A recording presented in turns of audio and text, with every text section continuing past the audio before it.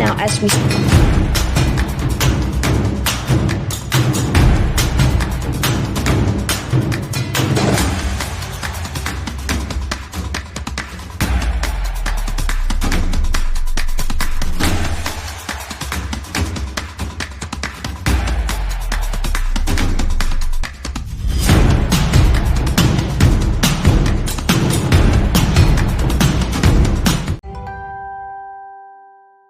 Le monde des médias évolue de façon perpétuelle, vous le savez comme moi, Jean-Marc, et qui de mieux placé qu'un journaliste pour nous parler des nouvelles influences digitales. Stéphane Berthaud, bonjour. Vous êtes gérant, président et collaborateur de Cusco TV, agence de content marketing. Jean-Marc, Cusco propose un concept Air Nano aux boutiques d'ustensiles de cuisine. Bonjour. Il faut que vous nous expliquiez ce que vous faites. Entre le journaliste, les nano-influences, les ustensiles de cuisine, vous comprenez qu'on va s'y perdre. Laissons les ustensiles de cuisine de côté pour l'instant. Ouais. Même, je vais vous expliquer ma tambouille malgré tout. Je suis un amoureux de l'image et du contenu. J'en ai fait 20 ans en télévision. Et maintenant, je travaille dans le digital où je m'occupe de la nano-influence. Alors, on va revenir à la nano-influence. Vous voyez l'influence, hein, l'influence qui est en perdition, vous savez, où on achète les followers, où la légitimité est perdue. Eh bien, on s'est aperçu qu'il était plus intéressant d'investir dans quelqu'un qui est spécialiste, avec peu de followers, on va dire entre 10 000 et 50 000, ce qui est rien, mais qui s'y connaît.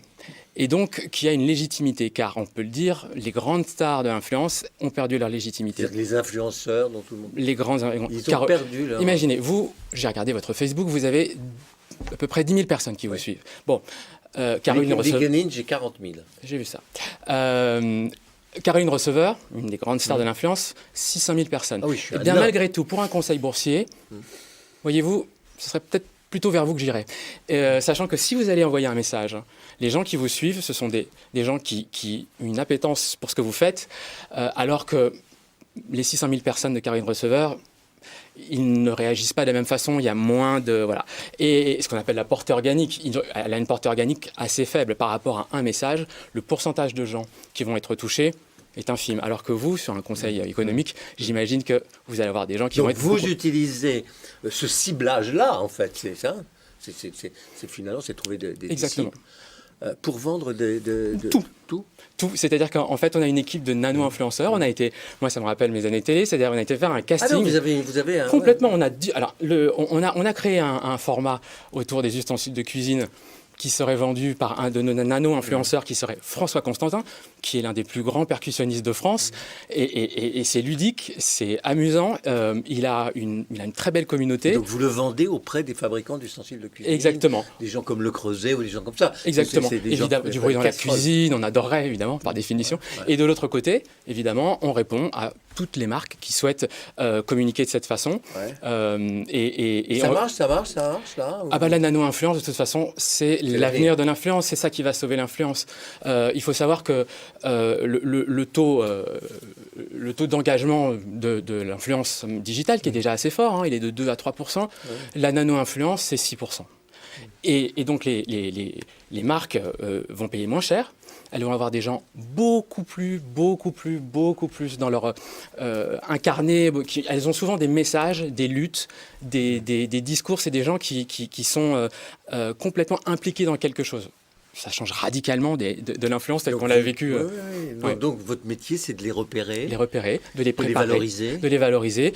Parfois, on commence depuis le début. Là, j'étais sur le digital et je vois un chasseur de pirates, un chasseur de trésors de pirates. Un chasseur de trésors de pirates. Ah oui, vous voyez tout de suite, je me dis, oh là, il n'a pas d'Instagram, il n'en a jamais fait. Alors, il y a les gens avec qui on va essayer d'augmenter un petit peu la notoriété, mais lui, from scratch, et on est en train d'inventer, c'est du travail de longue haleine, c'est de l'investissement, ça s'appelle la cour des pirates, c'est sur Instagram, et puis quand il sera à niveau, eh bien, on ira voir des clients potentiels qui seraient intéressés pour raconter une histoire, quoi. Sur quel site internet on vous trouve pour en savoir plus? De toute façon, sur LinkedIn, c'est très facile. Sur LinkedIn, c'est très facile. Et Air Nano, voilà. L'agence Air Nano. L'agence Air Nano, R-N-A-N-O. Un jeu de mots avec Hermano, grand frère, parce que c'est ça qu'on est, en fait. On veut pousser des gens qui ont envie de dire des choses Et puis, si possible, que ce soit financé par une marque qui a les mêmes valeurs. On est très RSE, pardon. Très RSE, on aimerait bien. Merci beaucoup. Merci Stéphane Berthaud. Je rappelle que vous êtes cofondateur avec Maxime Dalle de l'agence Air Nano, spécialisée dans la nano-influence.